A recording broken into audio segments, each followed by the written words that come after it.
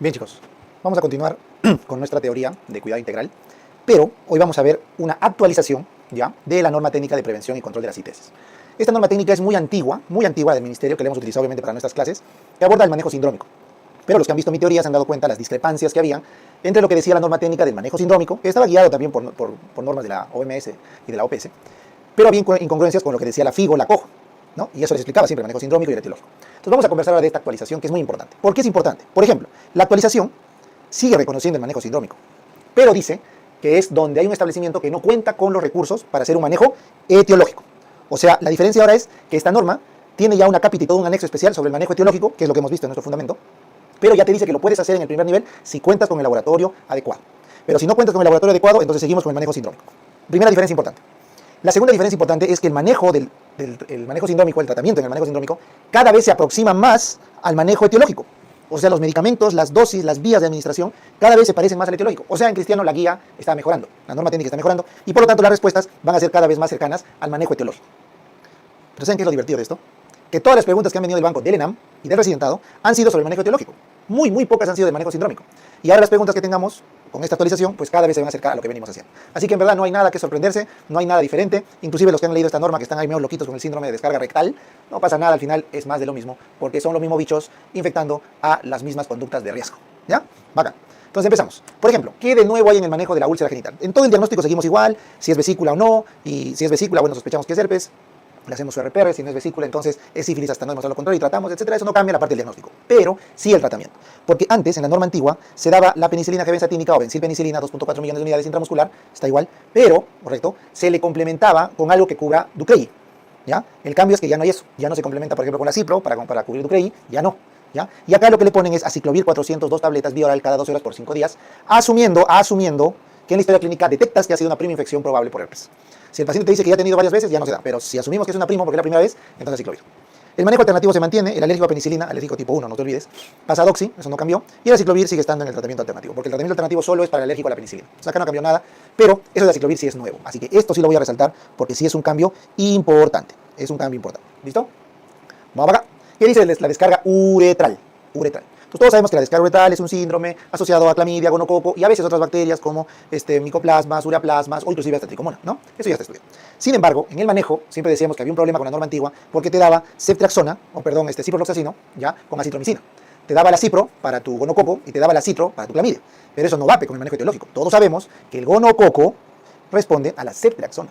Y eso les digo en el manejo etiológico. Y ahora la norma lo pone en el manejo sindrómico, ceftriaxona. Y no te mete 500 miligramos, no, te mete 1 gramo, como en la dosis actual. Así que inclusive mejoran en lo que es la dosis, ¿ya? La dosis, donde ni siquiera te pone la dosis de 500, que es tradicional, sino te ponen la de 1 gramo por la sospecha de resistencia o por el peso. Miren cómo mejora. Y te lo pone intramuscular, perfecto, dosis única. Así que ahí, cachete. Muy bien la mejora, lo voy a subrayar porque es una mejora, un cambio muy importante en la norma actual. Y luego, para la clamidia, se olvidan de la citro y se van a lo que es el manejo etiológico. Doxi por 7 días. Doxi 100 miligramos cada 12 por 7 días. Entonces, hemos terminado en el tratamiento etiológico, tal cual. Así que ya no hay diferencia en el manejo sindrómico del manejo etiológico, ¿ya? Y el manejo alternativo, básicamente, es para las personas que no pueden recibir la doxi. Porque si te das cuenta, la ceftriaxona sigue siendo la misma, no pasa nada, pero la doxi se cambia por acito, 1 gramo, porque es 502 tabletas, dosis única. Porque esto se da en las pacientes gestantes que no pueden recibir doxi por el problema teratogénico. Entonces, la única explicación para ese tratamiento alternativo simplemente es gestantes. ¿Ya está? Fácil, facilito. Y luego viene pues el escándalo, ¿no? Que me preguntaron algunos en vivo, doctor, háblenos del síndrome de descarga rectal, doctor, Dios mío. Bueno, para empezar, la mucosa genitourinaria y también rectal se van a infectar en este trastorno de ITS básicamente por los mismos gérmenes, gonococo, clamidia y tricomonas y otras bacterias. Y dependiendo qué infecta es donde da la clínica. Si infecta la uretra en el varón, pues habrá descarga uretral. Si infecta en la mujer, habrá cervicitis, que les dije. Y bueno, si es una persona que practica sexo anal o si es que es HSH, ¿no? Entonces habrá pues un síndrome de descarga rectal. Entonces, bueno, la norma se ha puesto bastante inclusiva, ¿no? Acá con los pacientes, así que debemos explorar, ¿no? Porque no lo consideraba antes, ¿no? Esto es claramente una actualización a los cambios del hábito de conducta sexual de la gente, pues, ¿no? Porque lo pone una norma técnica es por algo. Bueno, entonces la cosa es que el síndrome de descarga rectal es un símil al síndrome de descarga uretral o un símil a la cervicitis. Es la misma lógica, pero en la mucosa del recto. Porque se define como la inflamación de la mucosa rectal por una ITS, obviamente en personas con sexo anal receptivo no protegido, obvio, ¿no es cierto? Y que se manifiesta por lo mismo, secreciones purulentas, así como la cervicitis por el gonococo, la uretritis por el gonococo, en este caso también es purulenta, pero como la mucosa del recto es diferente, entonces es hemático purulento. Esa es la diferencia en la clínica. ¿Cómo duele el recto? Pues en el abdomen bajo, doctor, dolor abdominal bajo, obviamente en el periné, al defecar, con tenesmo rectal y obviamente con dolor en las relaciones anales receptivas. Entonces es una persona que tiene una proctitis. Ya está, ahí está. No hay nada del otro mundo, porque es la misma inflamación, pero en otra mucosa, que da toda la clínica de un dolor rectal, que son los estudios en gastro, pero le montamos hemato purulenta para diferenciar de la descarga uretral y la cervicitis. Y el manejo, ¿cómo creen que sea? Pues exactamente lo mismo. Pues. El manejo es igual, porque es el mismo germen. ¿Ya? Sin embargo, la norma enfatiza que se debe dar doxi. Enfatiza en la doxi para la descarga rectal, porque la doxi concentra bien en la mucosa rectal, no así la citro. ¿Ya? Bacán. Ahora, ¿qué novedades hay en el síndrome del flujo vaginal? Nos habíamos quedado que el síndrome del flujo vaginal se daba en cualquier paciente que tenía cambio en la consistencia, en la frecuencia, en el olor, en la cantidad de su flujo. Acá, así tranquilo. Y todos habíamos quedado que el manejo era metronidazol 2 gramos, ¿no es cierto? Dosis única y con su ovulito de clotrimazol. Si te das cuenta, el metronidazol de 2 gramos sigue siendo. Ahí está, metronidazol, 500, 4 tabletas, o sea, 2 gramos. Sigue siendo bioral, sigue siendo dosis única. Check. ¿Para qué? Esto es para la tricomona. Esto es para la tricomona. Pero lo que ha cambiado es para la cándida. La cándida ya no va con clotrimazol en óvulos o tabletas vaginales. Ya no, eso pasa a ser manejo secundario. ¿Ya? Pasa a ser vía oral, fluco, una tableta, dosis única. Esto es para la cándida. Entonces, ¿ven la diferencia? Así que ahora sí voy a resaltar porque este es un cambio relevante. ¿Ya? El manejo ahora del flujo vaginal es con fluconazol, 150, una tableta vía oral, dosis única. ¿Ya? Acá el manejo alternativo, que están viendo acá, ¿ya? Es cuando la paciente, como ves acá, no puede recibir el fluconazol por X motivo para la cándida y se le va a dar clotrimazol en óvulos o tabletas vaginales, ¿no es cierto? Eso es porque no puede recibir el flujo. Pero principalmente la norma dice que el cambio al tratamiento alternativo es cuando ya no sospechas solamente tricomoniasis, sino sospechas que la paciente tiene Gardnerella vaginalis, ¿ya? Entonces, cuando hay Gardnerella vaginalis o recurrencias, que eso ya lo habíamos estudiado, que no responden a la dosis única, la tricomona se debe tratar a horario. Y también la Gardnerella vaginalis habíamos quedado que en las gestantes, la segunda mitad, o si van a recibir un procedimiento invasivo, deben pasar a metronidazol a horario. Una tableta de 500, pero cada 12 por 7 días. Miren la diferencia.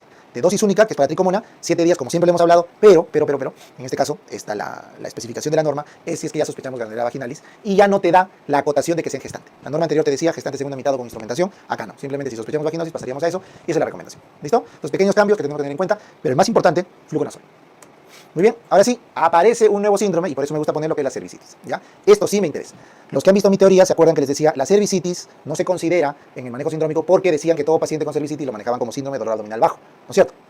Y hacían que el manejo de la uretritis sea el análogo a la cervicitis, ¿se acuerdan? Bueno, acá ya lo separan del diagnóstico. Y dice la norma, si tenemos la tecnología, el espéculo o el especialista para poder ver el cervix y podemos evidenciar que la descarga viene del cervix, entonces eso no se maneja como flujo vaginal, sino se maneja como cervicitis, ¿correcto? Y obviamente esta cervicitis va a tener un manejo similar al síndrome doloroso abdominal bajo, ¿ya? Porque es el inicio del síndrome doloroso abdominal bajo. Entonces, la cervicitis, que siempre hemos conversado, que es el análogo de la descarga uretral, se maneja igual, ceftriaxona 1 gramo, ahí está, y la doxiciclina a 7 días. O sea, el manejo de la cervicitis sigue siendo igual que el manejo de la descarga uretral, como hemos conversado en teoría, pero ya se le separa de un flujo normal y tampoco la juntan dentro de la EPI, porque la EPI va a tener otro manejo, ¿no? Entonces acá lo están tratando como tiene que ser, una cervicitis por gonococo, ceftriaxona, o por clamidia doxi. Lo usual es que sean combinados. ¿Listo? En tus tratamientos de elección alternativo, la misma lógica. Ceftriaxona se mantiene y si la paciente no puede recibir doxi porque es gestante, pasa a citro.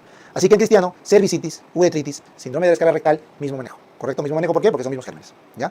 Y plan, acá aparece el cambio para mí más importante de todos que debemos llevarnos. La EPI es la pregunta más repetida en ginecología de todos los bancos habidos y por haber. En nuestra norma técnica se le conoce como síndrome doloroso abdominal bajo. Recuerden una paciente con dolor subagudo en hipogástrico, en fosas ilíacas, que tiene contacto sexual reciente, siempre sospechan síndrome doloroso abdominal bajo, y habíamos dicho que el manejo tenía pues 1000 esquemas, ¿se acuerdan? Según la disponibilidad, ¿no? Le metían gentaclinda, o le metían por vía oral solamente cipro, doximetro, bla, bla, bla.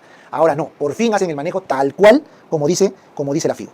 Mira, el manejo del hospital, o sea, la paciente que entra con grado 2 a hospitalizarse, recibe ceftriaxona endovenosa 1 gramo, ¿correcto? Ahí está, 1 gramo cada 24 horas por 14 días.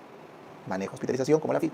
Doxiciclina por 14 días. Acá sí lo hacen vía oral, no lo hacen como la FIGO que es endovenoso, pero igual tiene buena biodisponibilidad. Y luego mantienen el metronidazol, pero lo ponen endovenoso. Mira, 500 endovenoso, una ampolla cada 12 por 14 días. O sea, hacen el manejo que debe ser según la FIGO. Mira, endovenosa.